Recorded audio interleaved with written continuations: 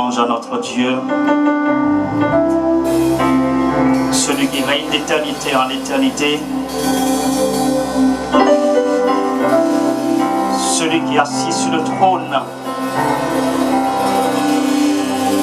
La Bible dit qu'il est digne d'honneur, il est digne de gloire, il est digne de puissance. Alléluia. Merci Seigneur.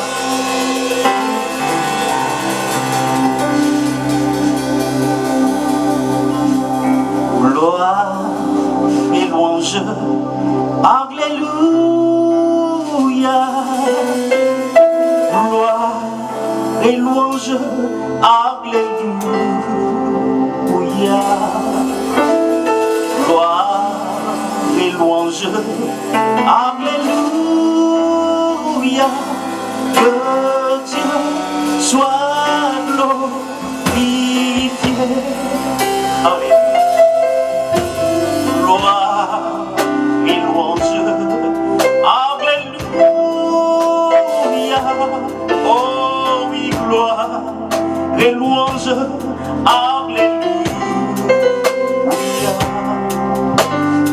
Gloire et louange. Alléluia. Que Dieu soit glorifié. Nous chantons gloire. Alléluia. Gloire et louange. Alléluia. Seigneur, nous te rendons toute la gloire. Et louange. Alléluia. Nous te rendons toute la puissance. Tu es digne d'être élevé. Tu es digne d'être glorifié. Tu es digne d'être magnifié. Tu es digne d'être célébré. Nous chantons gloire. Alléluia. Gloire et louange. Alléluia. Oh oui, gloire Et louange. Alléluia. et louange. Gloire et louange. Alléluia. Que Dieu soit glorifié. Jésus est le Seigneur, il est le Tout-Puissant. En lui nous avons la vie, en lui nous avons la victoire. Nous fléchissons les genoux pour adorer le Sauveur, car il est le Seigneur. Nous chantons gloire, nous chantons gloire.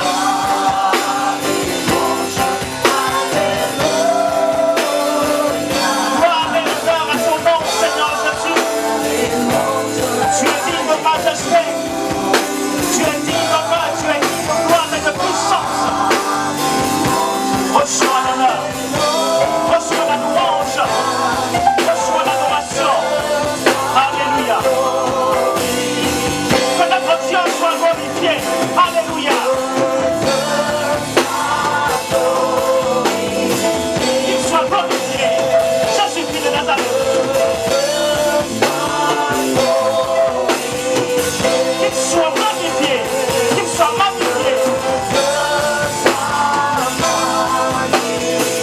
Oh, que notre Dieu soit célébré.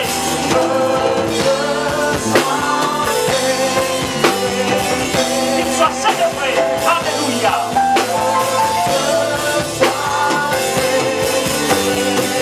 Oh, qu'il soit magnifié.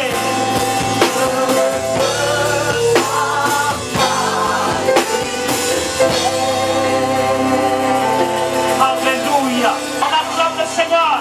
Alléluia.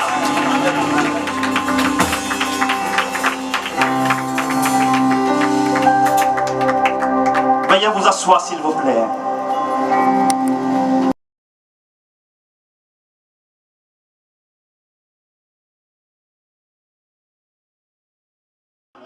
Gloire au Seigneur Jésus.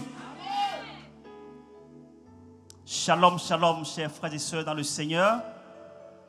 Que la paix et la grâce de notre Seigneur Jésus-Christ soit toujours avec vous. Amen. Je suis le frère Cyril Dossou,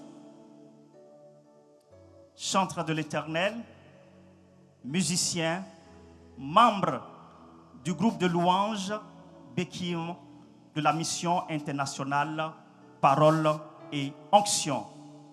Amen. Ce matin, je suis là pour m'entretenir avec vous sur un sujet très important. La louange et l'adoration. Vous savez pourquoi? Le ministère de la louange et de l'adoration, c'est un ministère éternel. Nous allons louer et adorer Dieu ici-bas, mais nous allons continuer à le louer et à l'adorer là-haut. Alors il est préférable pour nous, déjà ici sur terre, de commencer à bien pratiquer ce concept qu'est la louange et l'adoration. Donc pendant plusieurs séries, je vais m'entretenir avec vous sur comprendre la louange et l'adoration. Amen.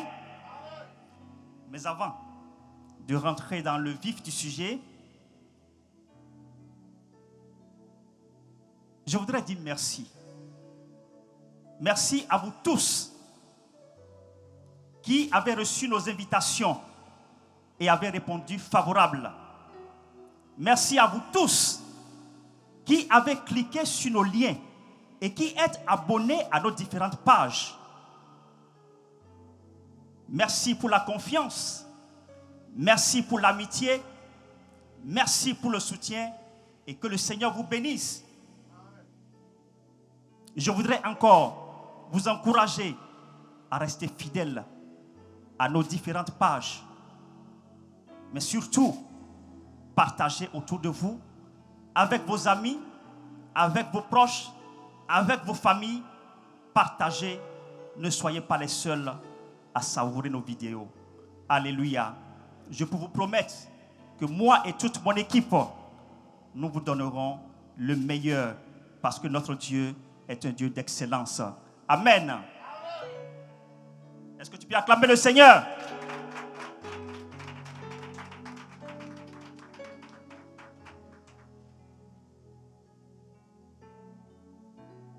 Alors, je disais tantôt que nous allons nous entretenir sur la louange et l'adoration. Voyez-vous, la louange et l'adoration représentent l'un des sujets les plus importants de toute la Bible. C'est aussi l'un des sujets les plus négligés. Alors, ne pas pratiquer la louange et l'adoration spirituelle pure, c'est négliger un aspect vital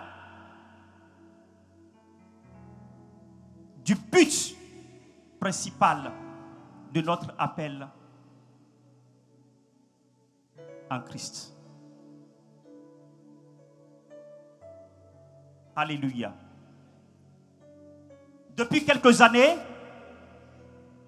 Dieu a remis ce ministère à son peuple. La restauration de la louange et de l'adoration constitue une caractéristique intégrale du grand réveil qui balaie le monde entier actuellement. Ma prière ce matin est que ces vérités puissent motiver et inspirer quelqu'un à devenir de vrais adorateurs. Alléluia. Dans Jean 4, 23, la Bible dit: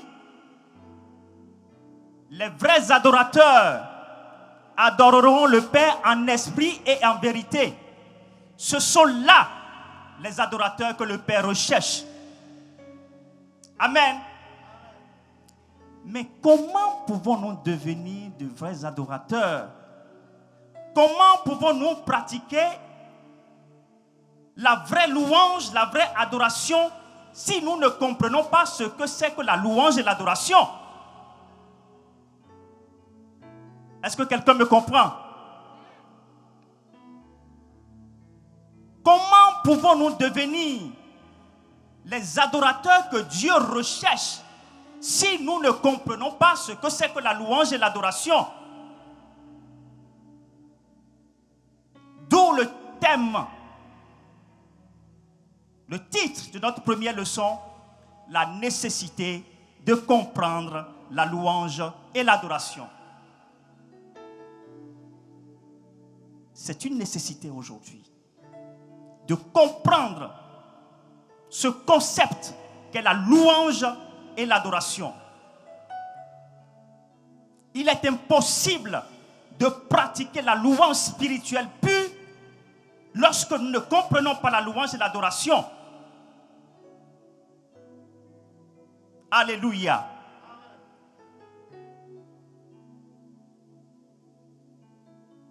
Vous allez peut-être me demander pourquoi utiliser un thème scientifique sur un sujet biblique. Comprendre. Est-ce qu'on a besoin de comprendre la louange et l'adoration? Est-ce qu'on a besoin de comprendre les choses de Dieu?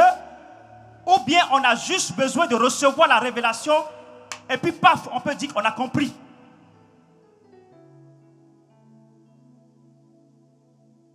Alléluia. Alors dans un premier instant, nous allons essayer de comprendre l'idée qui est derrière le verbe comprendre. Nous allons essayer de découvrir, de saisir l'idée qui est derrière le verbe comprendre. Quand on dit comprendre, à quoi doit-on s'attendre? Alléluia. Je vais d'abord partir dans le dictionnaire, Larousse, et puis après maintenant, je vais venir maintenant dans un contexte biblique. Qu'est-ce que ça veut dire comprendre la louange et l'adoration? Alléluia. Une première définition de Larousse qui dit comprendre, c'est saisi par l'esprit, l'intelligence ou le raisonnement, quelque chose, le sens des paroles, des actes de quelqu'un. Je reprends. Comprendre, c'est saisi par l'esprit, l'intelligence ou le raisonnement, quelque chose, le sens des paroles, des actes de quelqu'un. Lorsque nous examinons cette définition, nous pouvons voir que ici, pour comprendre, il faut 3 niveaux. Un niveau spirituel, saisi par l'esprit. Un niveau intellectuel, saisi par l'intelligence. Et un niveau logique, saisi par le raisonnement. 3 dimensions pour comprendre. Alléluia. Je vous donne une deuxième définition, toujours selon Larousse. Comprendre, c'est saisi par l'esprit, l'action, le comportement de quelqu'un en entrant dans ses raisons, c'est mobile, participer à sa manière de voir et de réagir. Quand on a compris ce qu'on a dû saisir par l'esprit, les motivations, les raisons, cela voudra dire que nous nous sommes tenus dans le même angle de vue que cette personne. Et là, nous pouvons dire, nous avons compris. Pour comprendre quelqu'un, il faut se mettre à la place de la personne. Très souvent, nous disons, oh, les gens ne me comprennent pas. Ils ne m'ont pas compris. Ça veut dire quoi concrètement? Ça veut dire simplement que les gens ne se mettent pas à votre place. Les gens ne se mettent pas dans votre peau. Les gens ne voient pas les choses comme vous vous voyez. Les gens ne se mettent pas dans le même angle de vue que vous. Alors pour comprendre quelqu'un, il faut se mettre dans le même angle de vue que lui. Et là, tu pourras comprendre qu'est-ce qui l'a poussé à poser tel ou tel acte.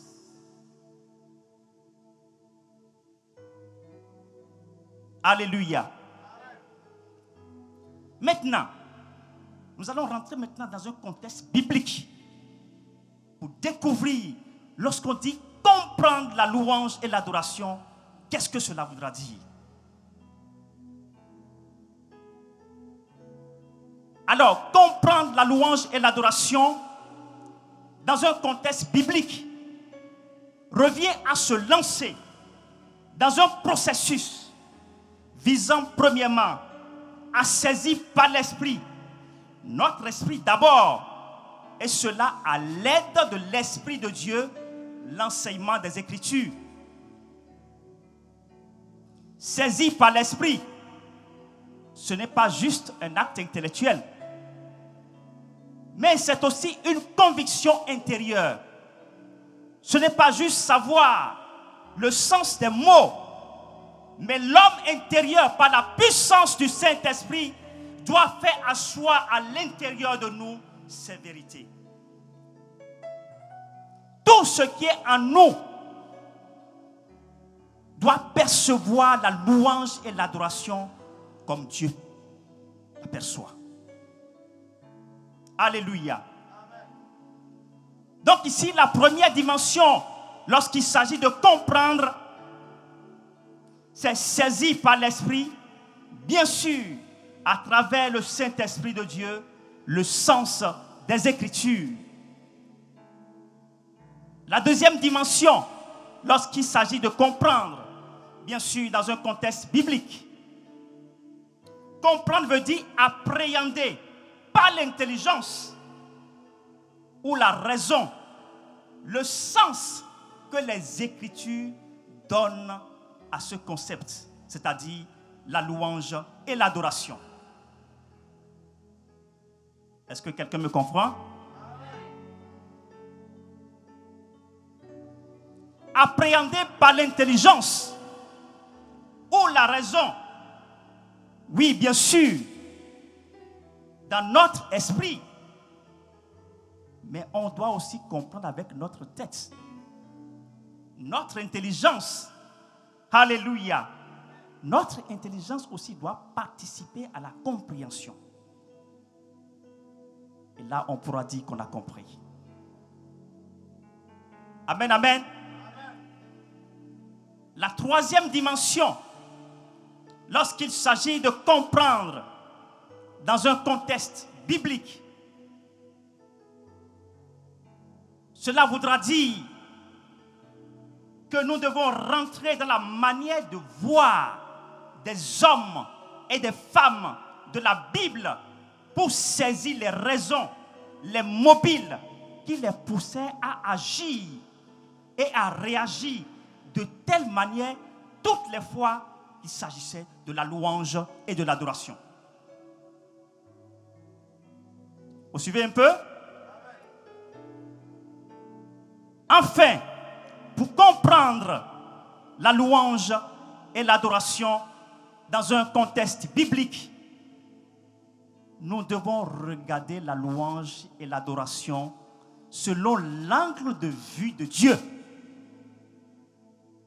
Comment Dieu voit la louange et l'adoration? Quelles sont les motivations de Dieu? Quelles sont ses raisons? Pourquoi Dieu a-t-il mis en place un système où il doit recevoir la louange et l'adoration? Pourquoi? Nous devons rentrer dans les Écritures pour lire le cœur de Dieu. Par les Écritures, nous pouvons lire le cœur de Dieu. Alléluia.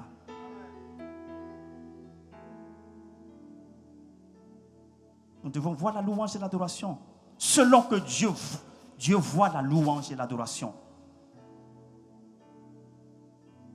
Si nous arrivons à cerner tous ces paramètres, nous pouvons dire que nous avons compris. Alléluia. savez, c'est merveilleux de comprendre. Lorsqu'on comprend quelque chose, on devient intentionnel. Lorsque vous comprenez une chose, vous pouvez initier des actions. Vous ne subissez plus, mais vous initiez des actions. Lorsque vous comprenez la louange et l'adoration, vous louez en connaissance de cause et vous adorez en connaissance de cause. Lorsqu'il s'agit de louer, vous savez ce qu'il faut faire. Vous savez ce que vous devez dire. Lorsqu'il s'agit d'adorer, vous savez ce qu'il faut faire. Vous savez ce que vous devez dire. Parce que vous le faites intentionnellement. Est-ce que quelqu'un saisit quelque chose ce matin? Quand on comprend, on devient intentionnel. Je vous donne juste un exemple. Pour quelqu'un qui veut préparer du riz, naturellement, il faut mettre de l'eau dans la casserole qui est déposée au feu. Mais la quantité d'eau que vous mettez dans la casserole dépend de la quantité du riz que vous voulez préparer. Vous le faites intentionnellement parce que vous savez préparer le riz. Et vous voyez aussi la qualité du riz que vous voulez préparer. Vous tenez compte de tout ça pour mettre l'eau en conséquence. Mais le danger, lorsque vous ne savez pas préparer du riz, qu'est-ce qui va se passer? Soit vous allez mettre une quantité d'eau insuffisante et votre riz ne va pas bien cuire. Soit vous allez mettre une quantité d'eau exagérée et votre riz sera pâteux. Vous n'arriverez pas à bout de votre formule parce que vous avez raté la base, parce que vous n'avez pas compris, parce que vous ne savez pas comment on prépare du riz. Vous ne savez pas lorsqu'on prend 1 kilogramme de riz, c'est quelle quantité d'eau qu'il faut mettre. C'est la même chose pour la sauce. Tous les ingrédients que vous ajoutez intentionnellement parce que vous savez si vous mettez ça, ça donne ça. Si je mets telle épice, ça donne tel goût. Vous le faites intentionnellement. C'est la même chose pour la louange et l'adoration. Lorsque vous comprenez ce que c'est que la louange et l'adoration, vous louez et vous adorez en connaissance de cause. Alléluia. Maintenant que nous avons compris, nous avons pu saisir ce que c'est que comprendre. Nous allons maintenant essayer de définir ce que c'est que la louange, ce que c'est que l'adoration. Mais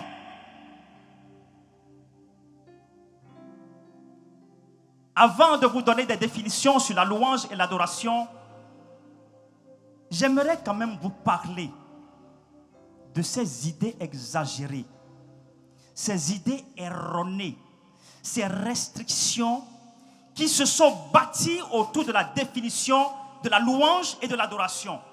Ce que je peux appeler ici les mythes sur la définition de la louange et de l'adoration. Vous savez, lorsque vous définissez mal un concept, lorsque vous exagérez ou bien vous retranchez des éléments qui sont censés être dans le fait, vous créez un mythe.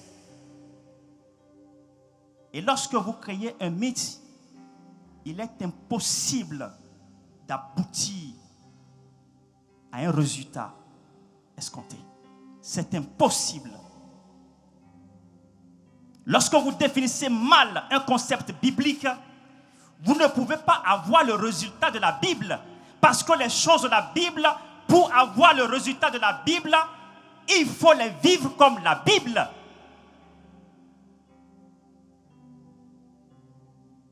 Alléluia.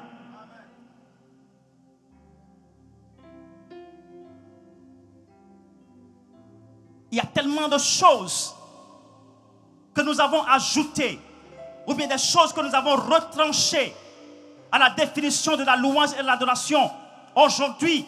Ce qui fait que des fois, lorsque nous vivons la louange et l'adoration, nous avons l'impression d'être en décalage avec ce que la Bible dit. Le Dieu d'Abraham est le même hier et aujourd'hui. Le Dieu de Jacob est le même hier et aujourd'hui. Le Dieu d'Israël est le même hier et aujourd'hui. Même ses pères, ils ont adoré Dieu. Ils ont loué Dieu. Est-ce que Dieu a-t-il changé? Dieu n'a pas changé. Il demeure le même. Mais pourquoi aujourd'hui, nous avons l'impression d'être en décalage? Juste parce que nous n'avons pas compris. Parce que lorsque nous comprenons, nous pouvons pratiquer la louange et l'adoration spirituelle pure. Alléluia. Je voudrais juste vous parler d'un mythe ce matin. Peut-être avec d'autres séries, je vais revenir sur ça de façon exceptionnelle. Le mythe des styles musicaux. Alors là, je pourrais vous dire même ce matin, j'ai reçu un message d'un frère alors qu'il me donnait un chant qui dit: je veux ce chant pour l'adoration. J'ai regardé le chant et j'ai vu mais ce chant ne parle pas d'adoration. C'est un chant de louange. Et quelques instants après, j'ai appelé le frère.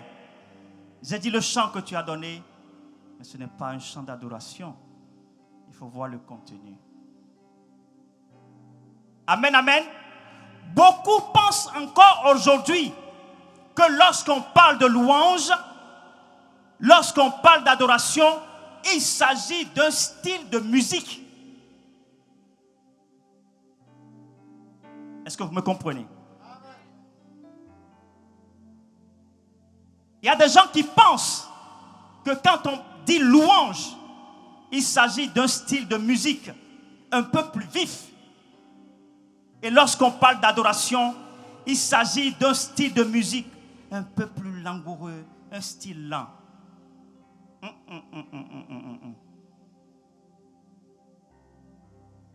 Ça n'a rien à y avoir d'abord.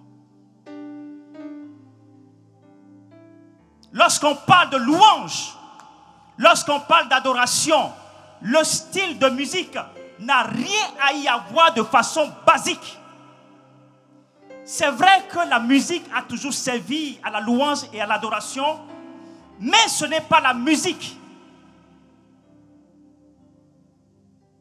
Ce n'est pas le style de musique qui détermine si nous sommes dans une louange ou si nous sommes dans une adoration. Louange n'est pas égal à style de musique. Adoration n'est pas égal à style de musique. Alléluia.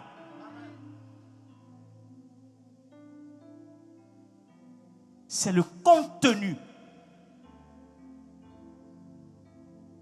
de notre musique, le contenu de notre chanson, le contenu de notre cantique, le contenu de notre hymne qui détermine si nous sommes dans une louange ou si nous sommes dans une adoration. Le chant dit quoi? C'est ça qui détermine. Alléluia. Je vais exécuter ce chant. Nous avons l'habitude de l'exécuter dans nos différentes communautés. Je sais que vous connaissez très bien ce chant. Alléluia.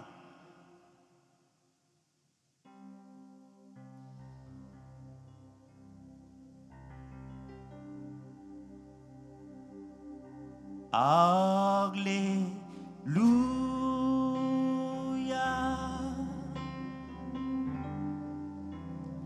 Alléluia.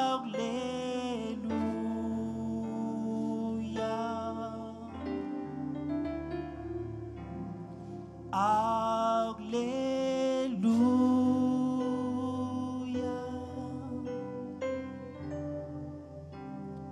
Alléluia.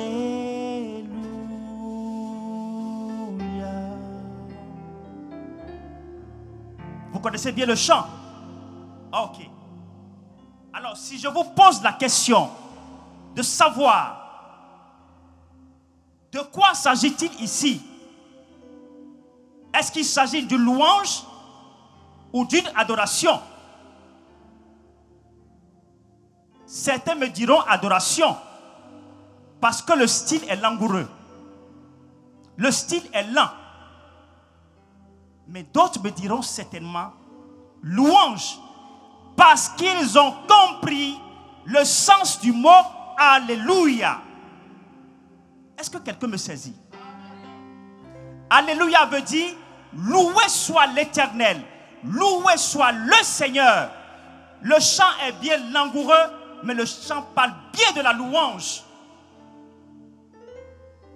Donc déjà ici, vous pouvez voir que ce n'est pas le rythme qui détermine si je suis dans une louange ou si je suis dans une adoration. Amen.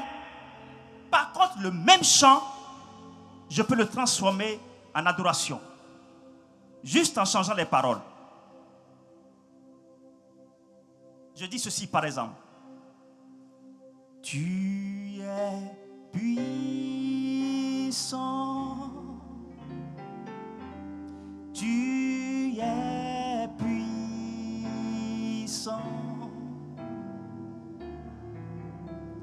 Tu es puissant.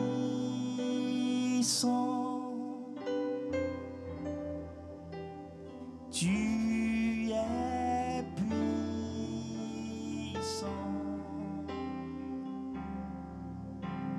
Nous t'élevons.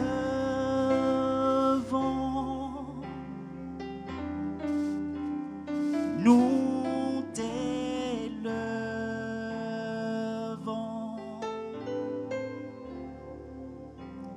Nous t'élevons.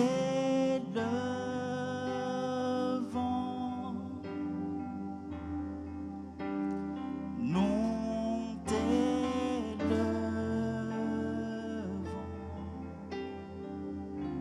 Voyez-vous, ici, il s'agit d'une adoration.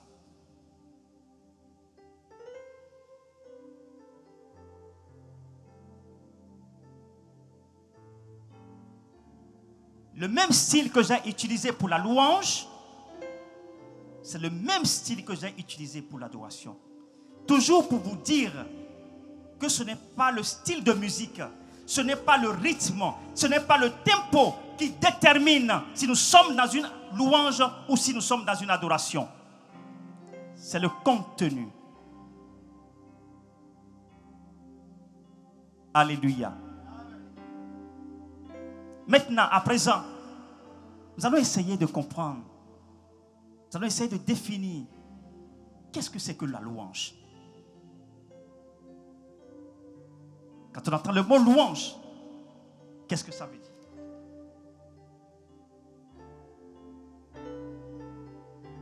Alléluia. Qu'est-ce que la louange à Dieu? Louer Dieu, c'est dire ou chanter ses éloges, proclamer sa grandeur, c'est-à-dire exprimer volontairement notre gratitude et notre reconnaissance sincère envers Dieu pour l'honorer, glorifier, célébrer, vanter, témoigner, magnifier pour ses hauts faits,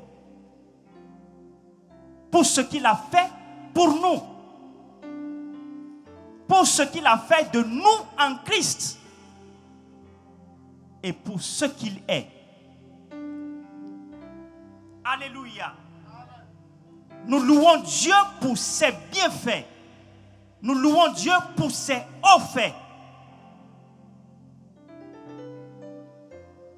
Nous louons Dieu pour tout ce qu'il a accompli dans notre vie. Nous le louons aussi pour tout ce qu'il a fait de nous en Christ.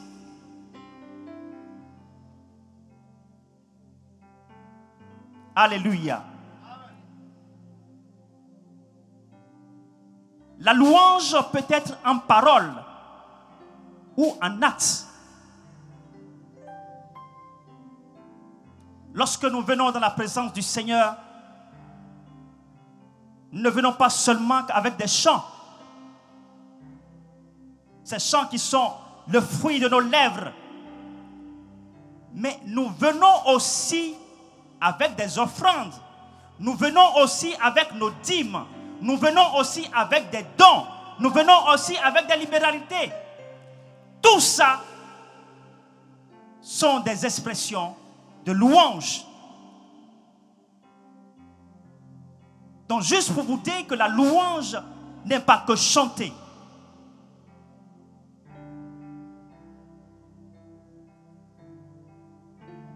Amen, amen. La louange peut être parlée. Et c'est ça que nous appelons la proclamation. La louange peut être chantée, accompagnée ou sans musique. Et c'est ça que nous appelons chanson. Alléluia.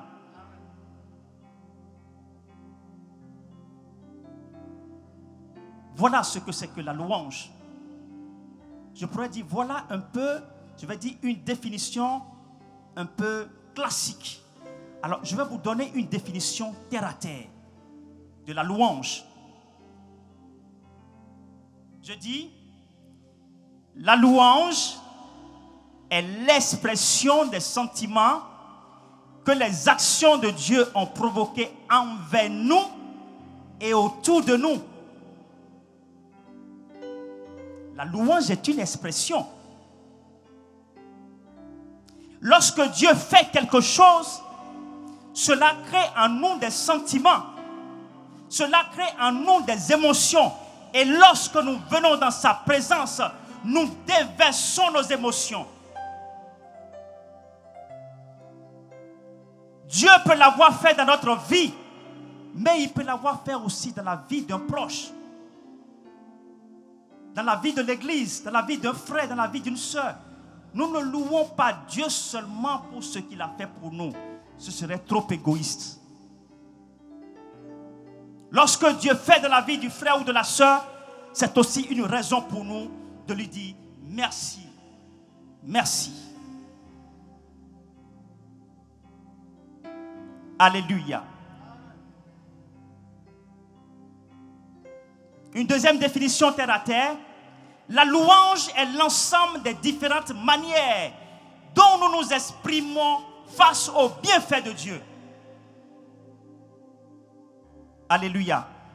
Tout à l'heure j'ai dit, lorsque Dieu fait quelque chose, cela crée en nous des sentiments. Mais lorsque nous venons dans sa présence, nous ne nous exprimons pas tous de la même manière.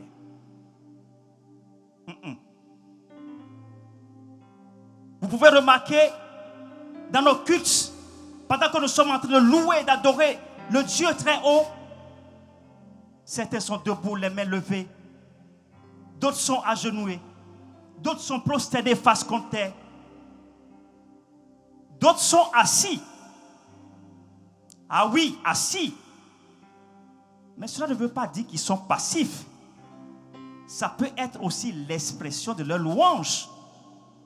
D'autres sont silencieux face à la grandeur, à la majesté du Dieu très haut. Quand nous venons dans la présence du Seigneur, nous nous exprimons de diverses manières. Lorsque Dieu agit, nous nous réagissons, mais de diverses manières. Voilà un peu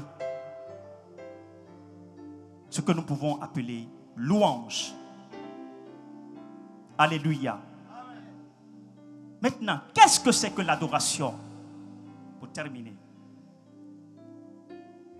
L'adoration est une attitude de cœur. C'est la plus grande forme de louange. Des fois, j'ai l'impression que lorsqu'on parle de louange dans l'adoration, certains sont un peu embrouillés. N'est-ce pas?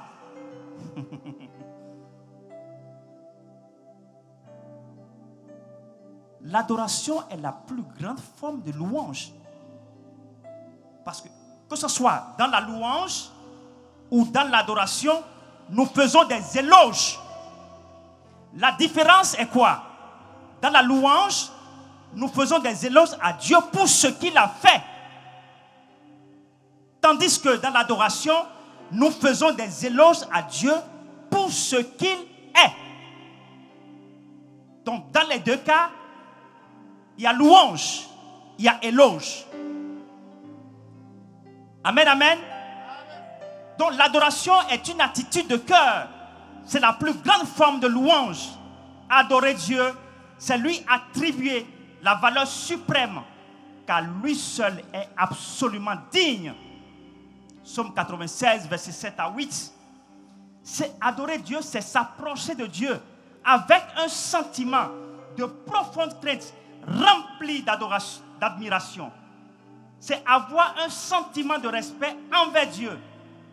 Lui exprimer notre profond respect, le vénérer, l'exalter, nous prosterner devant lui, l'estimer à sa juste et haute valeur, lui céder toute la place, contempler sa majesté, sa grandeur, etc., etc. Dans l'adoration, nous exprimons notre amour, notre émerveillement, notre admiration, et nous faisons l'éloge de Dieu pour sa personne, pour son caractère, pour ses attributs et pour sa perfection. De la même façon, dans la louange comme dans l'adoration peut aussi être chantée, comme aussi peut être traduite en paroles.